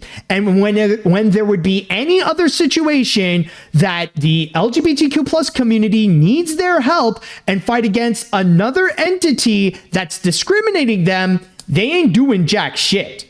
So honestly, like we need to stand up for these people. And it doesn't matter who you may go and target. We need to go and call this out. Again, force people in a position to really go and ask, do they really support the LGBTQ plus community, or do they just want to go and target Disney? So let's see what else we got here. All right. I think, okay, yeah. Oh, this one here, right. This is honestly disgusting. Hopefully whoever is at DreamWorks who is allowing all this to happen faces serious repercussions, and I do hope that other animation studios don't have problems as serious as this. It honestly makes it feel like a miracle that openly gay people like Howard Ashman and Andrea Stasia were fully accepted in animation decades ago, when this kind of horrible discrimination is apparently still happening in the industry. I mean, it could be like with those cases, I do understand what you mean, because yeah, it's definitely been I could imagine how it could be a nightmare for the LGBTQ plus community before like the 2000s and stuff like that.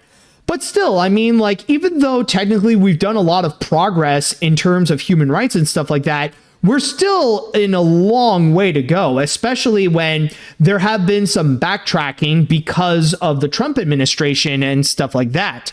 But yeah, like, again, no matter who it is, it really sucks that there is still this kind of discrimination, and like hearing about like how all these different studios, like they can have their own set of problems. Even with Sony Animation, for example, keep in mind, like we all remember about the poor working conditions when the animators have to go and work on whatever Phil Lord and Chris Miller production, especially because of Phil Lord's attitude, rather it be with the Spider-Verse films or with the Mitchells versus the Machines and stuff like that. Like the way that the way that they were treated, that's something that still needs to be called out on. Like that's still absolutely terrible. And we don't have a confirmation if Lord and Miller have learned their lessons from that since. And if the productions of something like Beyond the Spider-Verse, like if it's gone better or if it's still about as bad. So yeah, there's no point in targeting specific studios just for the sake of getting likes from AI generated accounts on Twitter. The thing is that all of these studios have bad problems. And if you want to go and call out on some, you got to make sure that you call out on all of it. All right, let's see. Any other comments to go and read? I think I'll read one more and then we're going to go on to our final break. If you thought that Disney and Pixar's treatment of LGBTQ plus representation is bad, then wait until DreamWorks tried to do it. It is worse. Now, I will say, I'm taking this with a grain of salt, since after all, it's just allegations for now, and we don't know if it is true. But if it is true, then yeah, I'm very disappointed that DreamWorks is letting that attitude loose in the studio. I really do hope Comcast would step in and explain their reasonings, because it's not a really good look for them. Yeah, but then again, keep in mind with Comcast, they're a very pro-Trump company. I don't expect them to do anything about this whole thing or step up in order to do the morally right thing to do. So yeah, even though, again, all of this is still technically allegations, I do hope for the best that we will get some answers soon about what's going on. And I do wish Parker Goldsmith the best in this entire situation, because I can imagine what they went through with the Bad Guys 2 was just terrible. So hopefully things can go up from here. All right, so we're going to go on to one more break. And when we do come back, it may not be animation related, but we're still going to be in court.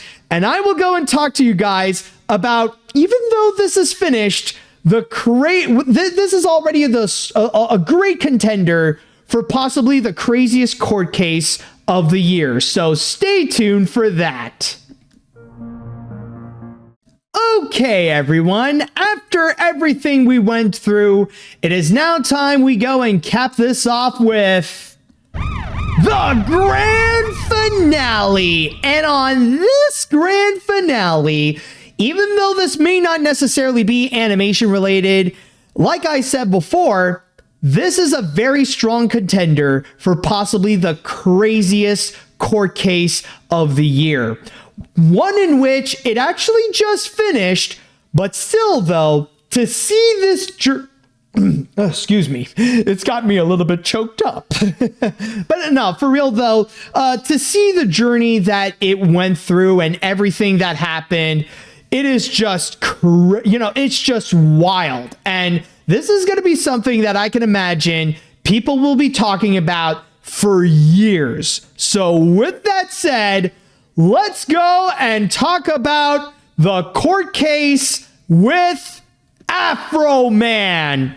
Yes, folks, Afroman went through a major lawsuit and he came out as the winner of it. Spoiler alert, by the way. Now, before I get into the court case itself, allow me to go and tell you about who Afroman is. Now, in case you're not familiar, Afroman is Afroman is a rapper in which you probably have heard of his song, Because I Got High. You know, the one that's like, because I got high, because I got high, because I got high, da da da da da. You know, that song. So he's been well known for that for several years, but it wasn't until about 3 years ago, somewhere in like 2022 or 2023, his house was raided by the police.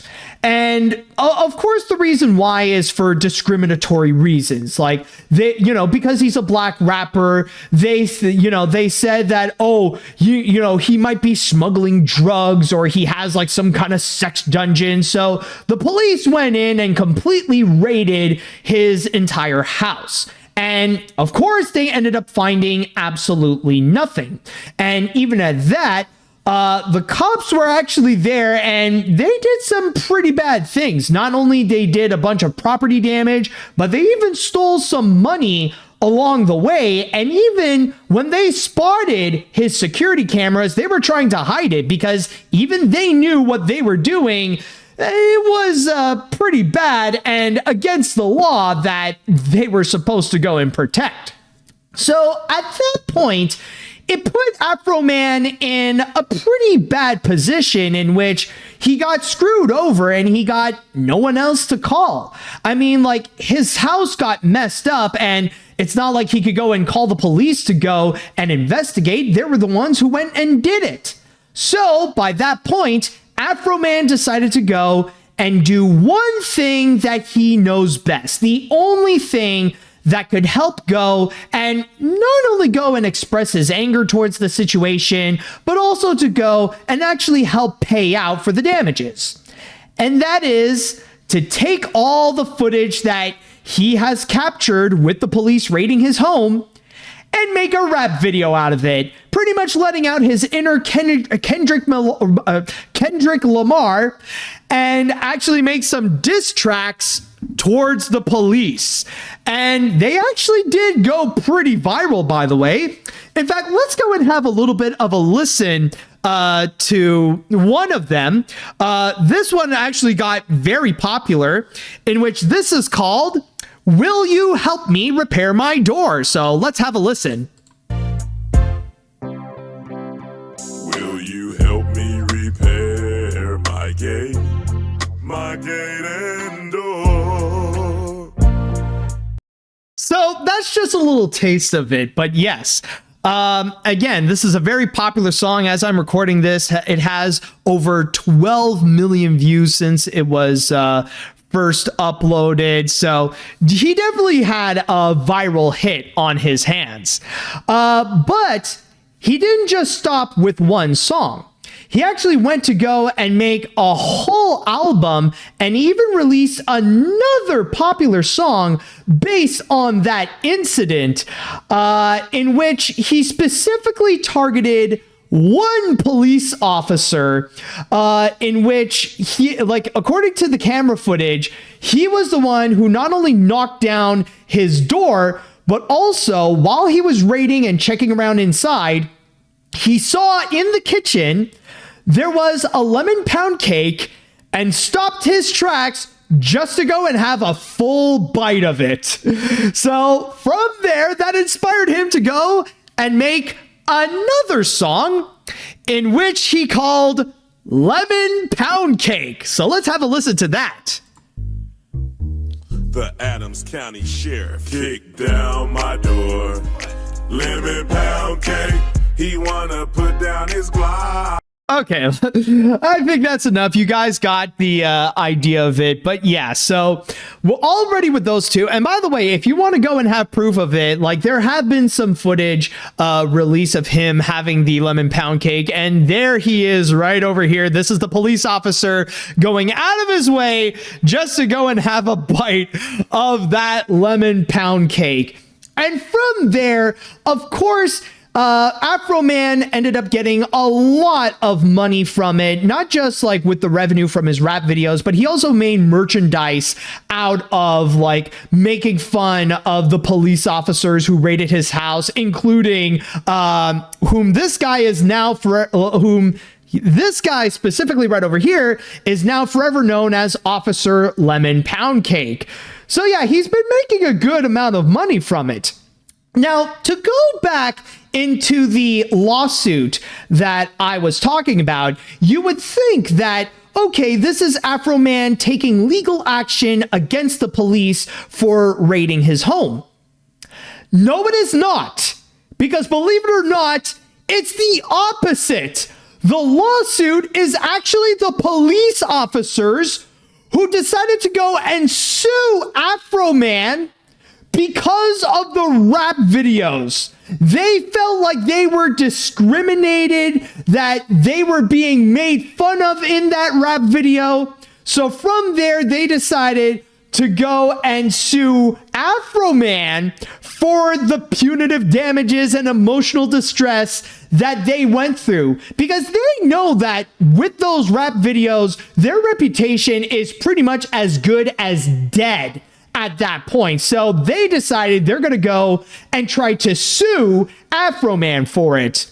Now, of course, the lawsuit did take some time, but ultimately, the jury unanimously decided that Afroman was the winner. Yes, he ended up winning the lawsuit against the police officers, in which I'll go and read you some parts here from my source here on USA Today, in which it states, rapper Afroman won a 3-day-long trial in Ohio after law enforcement sued him for using real footage of police in a pair of viral music videos. I didn't win, America won, in which Afroman said, whom his real name is Joseph Foreman. America still has freedom of speech. It's still for the people, by the people. Oh, excuse me. I don't know where that came from. Anyways, he pretty much went and added by saying, I'm glad things went my way, but if they would have took it all from me, I was happy about all the love I was getting from everybody, and then after them, people kicked my door in. When life gives you lemons, you make lemon pound cake. He also went to go and add by saying that no matter what, like, he has no sympathy for those, for those officers, no forgiveness or anything like that.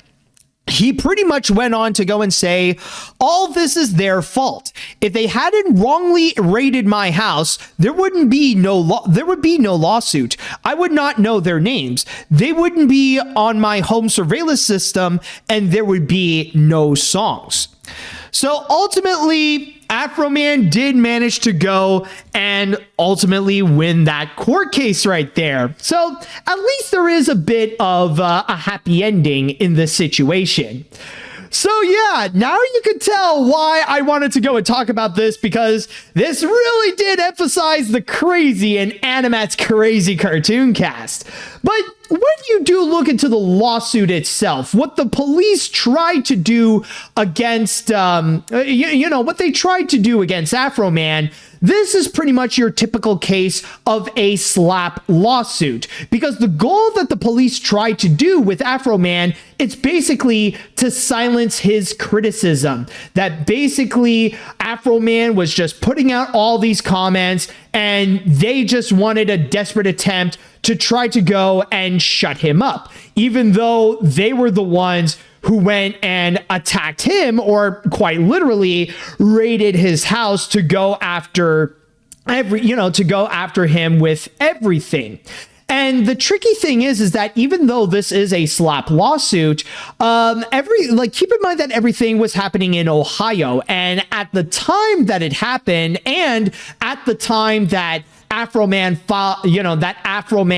filed a countersuit for it, the thing is that Ohio didn't have any anti-slap laws. They didn't have any rules that would go and prevent these kinds of lawsuits to actually go and happen. And it's funny because, like, when I saw this all unfolding and stuff like that, it honestly reminded me so much of another slap lawsuit that occurred, in which the guy who filed it ultimately ended up getting so screwed over that nowadays he is pretty much canceled, except for a group of his deranged niche group. And you probably know what I'm talking about with the Vic Mignogna lawsuit. You probably remember back in 2019 and 2020 when Vic Mignogna tried to go and sue a couple of people who called him out, specifically Jamie Markey and Monica Rial, and basically trying to silence them, when pretty much everybody was calling Vic Mignogna out for his long history of sexual harassment, and especially his creepy behavior, in which there have actually been evidence where we actually saw him preying on minors and stuff like that. And the lawsuit itself has been absolutely hilarious with how Vic was just absolutely destroyed. Even though like there was a bit of a culture war that was going on, and you saw like right-wing grifters that were like praising him and being on his side for attacking women and stuff like that, it ended up so badly for Vic. Like, it was at the point where he was just straight up embarrassed, to the point that he literally had nothing against Jamie and Monica. And it's pretty much why now Vic is pretty much in debt, maybe for the rest of his life, for about $600,000, to which we don't know as of yet. Maybe there is a confirmation. Maybe Caitlin or Mars Girl would probably know. But yeah, like, I don't know if he has fully paid for it yet. And even to this day, there are some people in the right-wing culture war circles, like, they would rather keep their distance, especially when the mastermind of this lawsuit, Nick Recchietta, he's actually been proven to be an absolute criminal and a psychopath. No joke. He was actually, like, it wasn't that long ago in which he was fully canceled because he was arrested for cocaine possession and child endangerment. So from there, he was pretty much laughed off of the anime industry and has been known as like an absolute joke. I mean, yes, there are a few people that are still by his side, but it's like the only ones who still support Vic Mignogna are the more deranged people. Like, basically the kind who believe in like the fairy tales of eugenics, or believe that racism against white people are real, and that they would believe whatever they want, thinking that, oh, Vic is still innocent despite all the evidence that had been proven otherwise. Like, they're just a small minority in the anime community that still thinks he's still got it, even though Vic Mignogna is the kind of person that is probably for the best, that unless, like, he doesn't want to change his ways, then let him starve in the streets and nobody is gonna care. So with that said, going back to this, I feel like it's very similar, where we see the officers doing the same thing and they ended up being embarrassed. Because I will say, with both Afroman and his lawyer, they educated them hard, in which they schooled them in terms of freedom of speech, basically saying that all the things that they were being made fun of, rather it be the woman being an absolute bitch for being, for being part of the raid, or that Officer Lemon Pound Cake is fat and stuff like that, that's all just subjective. And yeah, they're mean, they're harsh, but they're all protected under freedom of speech. And you want to know one crazy thing is that if you guys haven't seen it, the thing is, you guys gotta see freaking Afroman. You gotta see how he was actually dressed up in court, because he actually came in looking like this. This is actually real. And the thing is, like, with Afroman, his shtick has often been like, he would be like in crazy clothing whenever he would go on his rap tours, or in his or like in his music videos and stuff like that. But this is what he actually dressed up in court. Like, for those of you listening, like, it's nothing but American flags. Like, his jacket is all American flags. Even his sunglasses is all American flags. Like, I know some people have already made this comparison, but this is basically a dude in which, like, this is what you'd expect as a typical American in Netflix's One Piece. Like, this is just absolutely exaggerated in terms of his patriotism, that it's honestly comical. But when you see him in court, like, he knows what he's doing. He is filled with confidence, and he knows that the police is entirely in the wrong. The thing is that, yes, with Afroman, he looks like an absolute clown, but this is like a high risk, high reward thing, because yeah, as like foolish as he may look, the fact that he won just really adds more to the embarrassment to the police. It's like, yeah, you not only lost, you lost to this guy. This guy had to teach you about the American Constitution. This guy had to teach you about the First Amendment right, and that this guy had to tell you, yes, making fun of you in those rap videos is perfectly legal, and it's part of the American way. So yeah, like that's a massive victory that he was able to go and get. But unfortunately, though, there is a little bit of sad news that did come out of it. Because even though Afroman did file a countersuit to go against the police officers to actually have, to go and like, he wants them to go and pay for the damages that they have caused and stuff like that. Sadly, that was dismissed, and that's because of a flawed part of the law where technically what the police has done with the raid, that is still technically considered to be legal. Like that is protected under law, that the police can go and take those actions. It's a problematic thing that should have been revised, yes, but sadly, like it is protected under law as well, so they didn't have to go and protect any damages. And if you remember that I mentioned before that he filed that this all happened before Ohio brought in some actual anti-slap laws. The thing is that some people are even saying that right now Afroman may have to go and pay a massive bill where he also has to pay his own lawyer fees because of all this. So yeah, like this entire situation has unfortunately put Afroman in a massive bill. But then again, is it really all that bad? Because with this entire news, with this entire situation, there's a very good chance that Afroman is getting his money back, or at least enough to go and pay for his pay for his lawyers and pay for the damages that happen in his home. Like he can pay, like he's got enough money to go and pay for everything, especially from the revenue that he's been getting with his, with his new reputation, with his new rap songs, with "Will You Help Me Fix My Door?" or what's the name of the song again? Yeah, "Will You Help Me Repair My Door?" and "Lemon Pound Cake."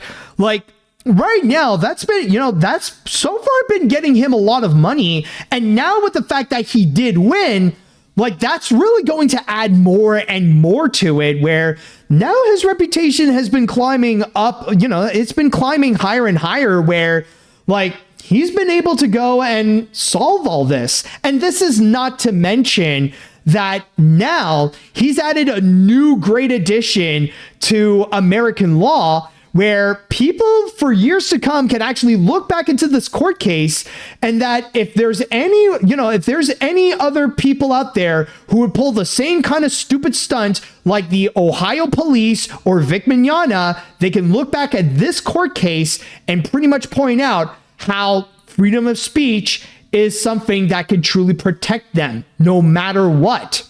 So yeah, this is so very similarly to Monica, to people like Monica Rial and Jamie Markey, Afroman just pretty much pulled one of the biggest freedom of speech the biggest freedom of speech bro moves that you'll ever find. And honestly, I applaud him for what he has done. So definitely a crazy moment, but definitely worth talking about. All right, so with that said, now I would like to pass this on to the chat wall, and I want to know what you guys all think of this, and especially if you're a fan of Afroman, I would love your thoughts on this as well. Or if you're in the Ohio region also, because I can imagine like you may have some things to say, considering that it may have happened in your neck of the woods. All right, so let's see. This is truly insane. The fact that Afroman put out these diss tracks against the police for wrongfully raiding his house, and seeing the police try to sue him and fail miserably is crazy. Also with those diss tracks, I legit want someone to do a diss track on ICE agents because of all the damage they've done and given what they rightfully deserve.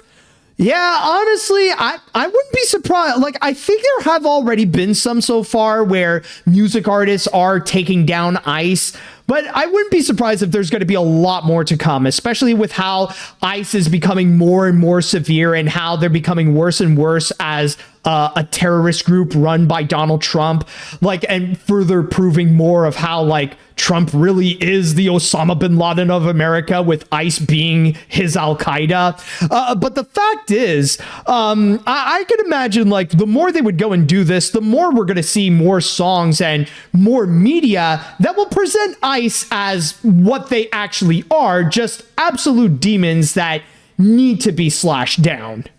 Let's see now. I will say that this is such a really funny and stupid lawsuit I've ever seen. The fact that a police officer used a black rapper sued a black rapper over a song that poked fun at him is delightfully stupid. However, I'm happy that Afroman won the lawsuit. It's just his song that mocks others, and it's fair use. I'm not gonna lie, after you share those 2 songs from him, I'll be adding those to my Apple Music playlist. They're honestly really good. Oh yeah, they're honestly great. And I think Afroman even recently put out a brand new one, like, to provide like an update in regards to the whole lawsuit. So yeah, I would be surprised if this is not the last that we will hear from Afroman and his songs discussing about what's been going on. All right, let's see. All right, I guess we'll have one more here. So, I hope Howard Stern is listening or watching this episode, because this is the funniest court case against Afroman. Afroman has now become the winner of the court when police officers have become embarrassed and humiliated after raiding his own home to eat a lemon pound cake, and Afroman wrote a song about it. Yeah, it's just been nuts, I gotta say. All right, so with that said, I believe that should do it for this episode of AniMat's Crazy Cartoon Cast. And I gotta say, for an episode that I decided at the last minute to put on, this definitely turned out to be a fun time. And I want to thank you all for joining me on this one. And tune in next time, where you never know what crazy news may come out in order to go and talk about here in AniMat's Crazy Cartoon Cast. And so if you guys had a great time here, then keep in mind, don't forget to go and subscribe to the AniMat's Crazy Cartoon Cast YouTube channel and the Animat Live Twitch channel. And if you are listening to me on whatever podcast service you're listening to, rather it be on Spotify, Apple, Google, and many more, then don't forget to go and follow me there as well. And with that said, I would like to say thank you all so much for listening. Thank you all so much for joining. And until next time, see you later, dudes.